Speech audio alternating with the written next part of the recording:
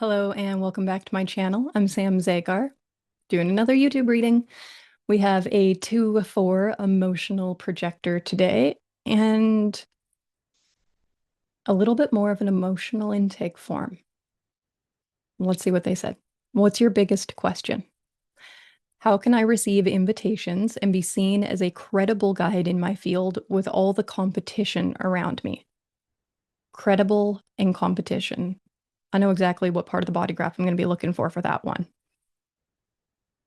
Is there a problem you need help with? I feel a lot of unworthiness. I feel so agitated to work and achieve results. I read a lot about my channels and how they can be used in my line of work, but I've been failing to receive invitations despite making myself visible and continuing to learn in my time of waiting.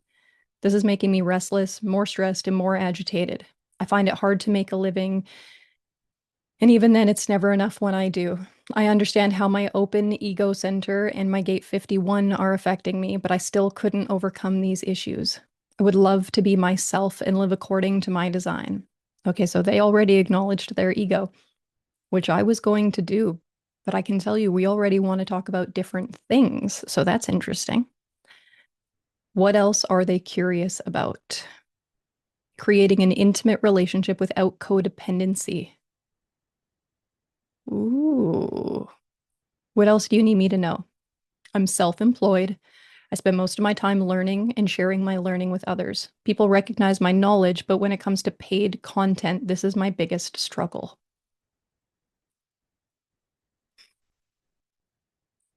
How does this feel? What do I need to summarize from this? What am I really tasting? What am I really tasting? Restless, stressed, agitated, failing, unworthiness, never enough. How do I be seen as a credible guide in my field with all the competition around me?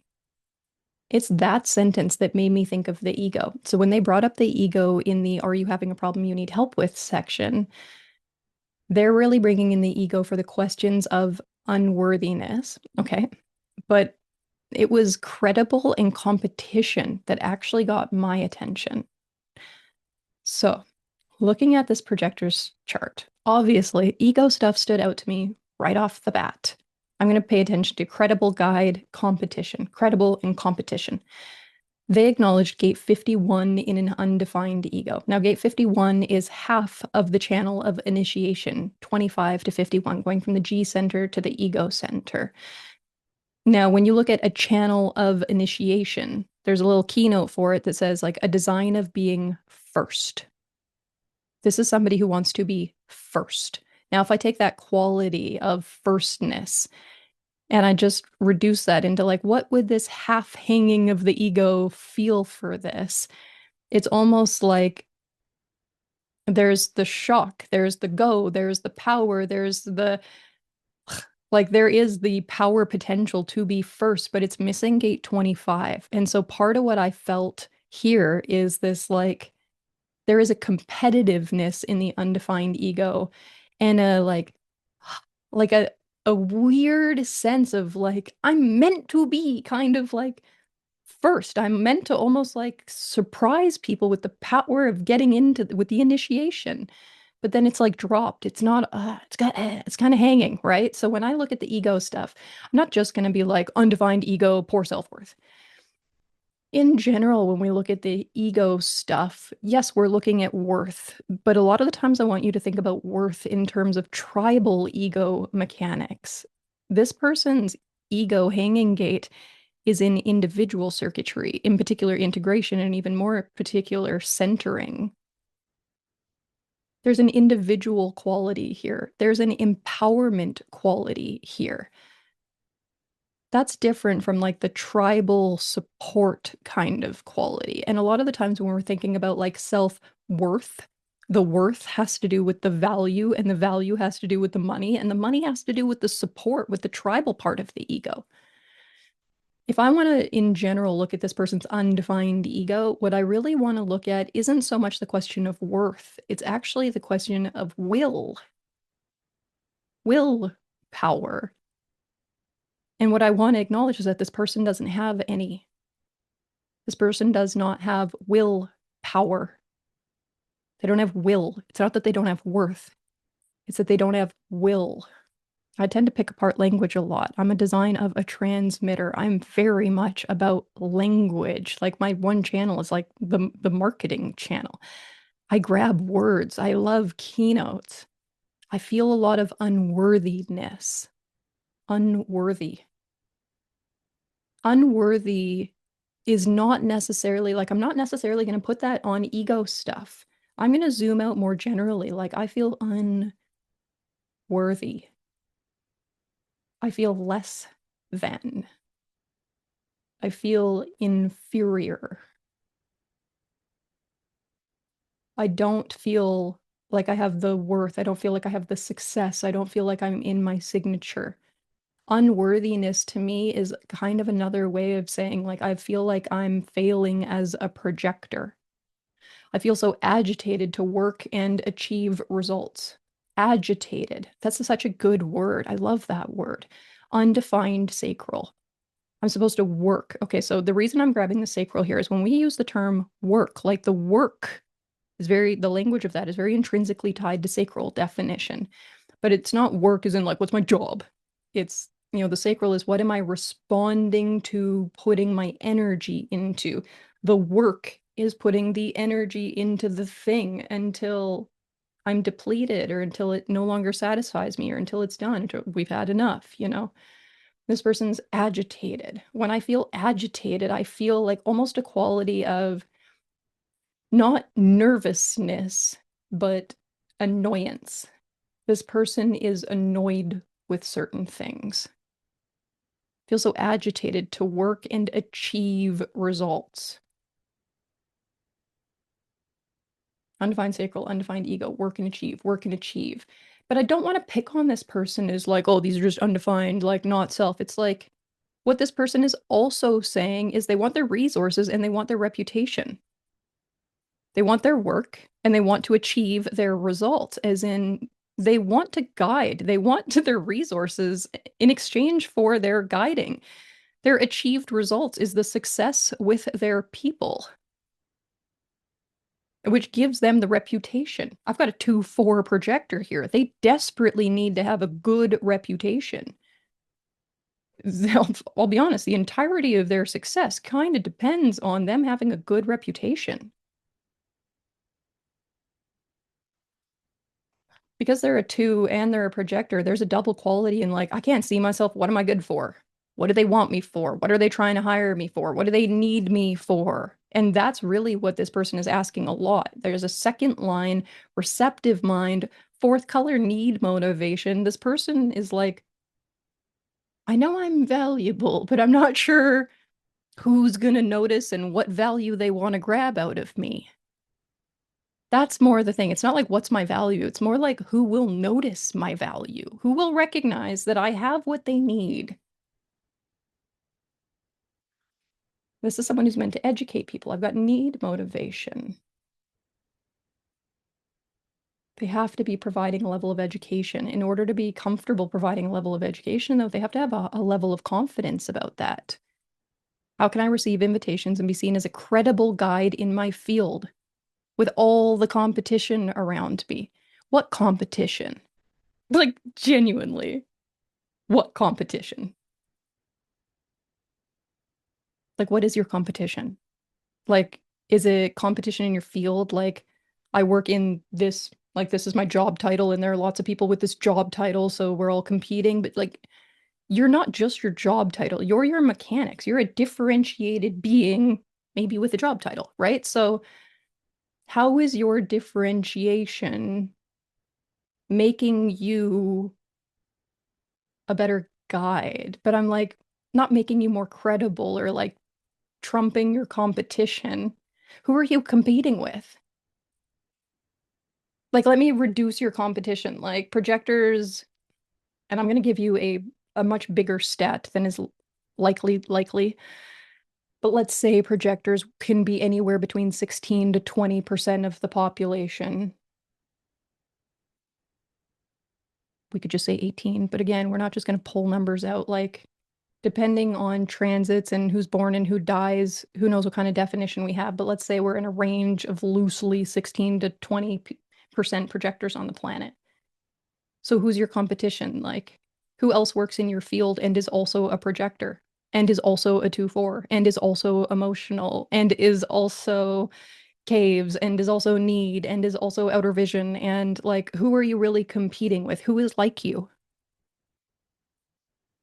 Not too many people are like you. So again, who are you really competing with?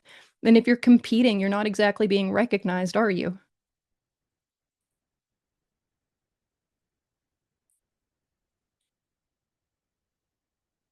I want to go back to this person is restless. We have trapped, motorized, adrenalized energy. I have root definition and solar plexus definition with unconscious channels. An unconscious synthesis is like it's a powerful channel, but it's trapped, right? Like unless it's invited to be used, we have a projector that has to kind of carry around this like intense emotional energy with them. And over here too, like there's an intense root to spleen energy. Judgment is a heavier channel to carry around. But either way, I've got a root center with two full channels coming off of it. But 19 is defined multiple times, 38 is defined multiple times, 58 is defined multiple times. We actually have a lot of adrenaline that can't be manifested, a lot of stress that cannot be manifested. And we also have like adrenalized collective, like fix it energy that also, like, unless it's invited, it's not going anywhere. It's stuck in the bottom. And so when I think about restless, in many ways, am like, I don't want this person to be mean to themselves from a personality place, like, oh, I'm all over the place, or like, I can't sit still, or whatever. I'm like, if they're talking to themselves like that, somebody else talked to them like that, like a teacher or a parent likely tried to suppress a certain naturalness in them. I have a question about masking. What has this person been masking?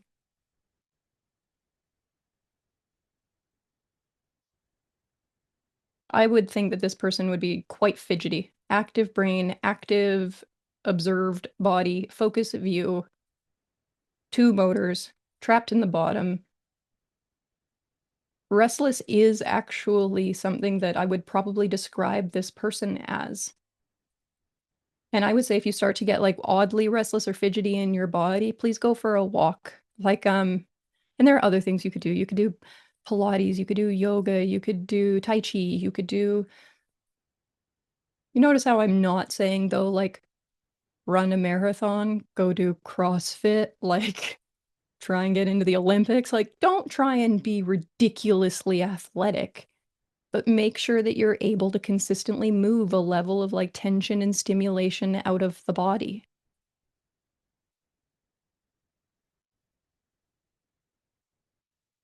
There's a question of money, there's a question of success. I'm self-employed. I'm not necessarily doing that well financially, trying to make a living. I always feel like I have to do more, do more, do more, do more.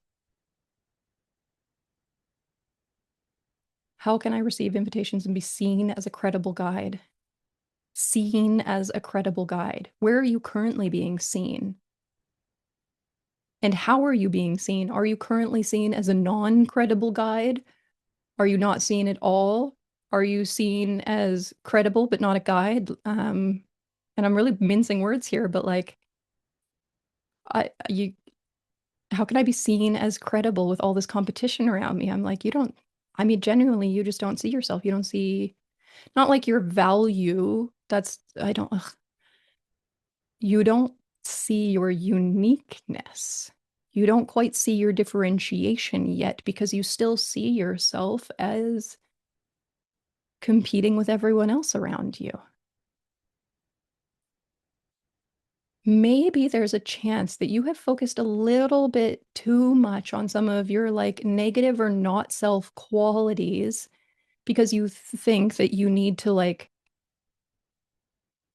fix. Like, do you tend to focus more on the negative? And I'm not trying to say you're a negative person, but like, do you tend to have a little bit of a more pessimistic, like I've got collective circuitry, tribal circuitry. I don't have the individual circuitry here that makes me think like, oh no, it's my fault, I'm bad, and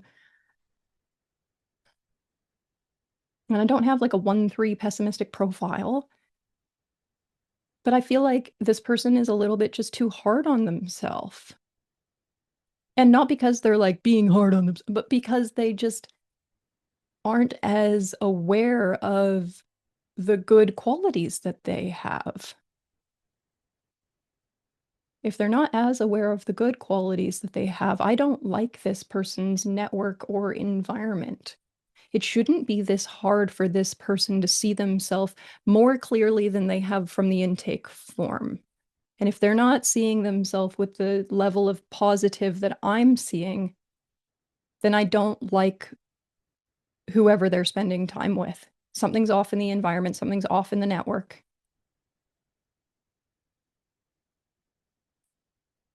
Take them back to the cave. Give them not their aloneness, but their safe place. There's a very good chance they got too many people around. We have to refine the network. We have to kick people out of the network. And it's not so much like you go away, it's more like you have to it's time for you to withdraw from certain people in your network. Anybody that you think that you're competing with or that thinks they're competing with you, take space from this person. I constantly need to do too much to prove myself. No, you don't. No, you don't. You don't need to do too much. You need motivation. You need to learn. You need to learn. Take it in, sit with it. Take it in, sit with it. What are you naturally drawn to? Take it in, sit with it. And you got that very valuable memory. Do not let people pull things out of you without giving you value for it. Do not let people tap your mind without getting your compensation. This has been a very interesting one. I'm going to trust that I said what needed to be said. I'm going to leave it there.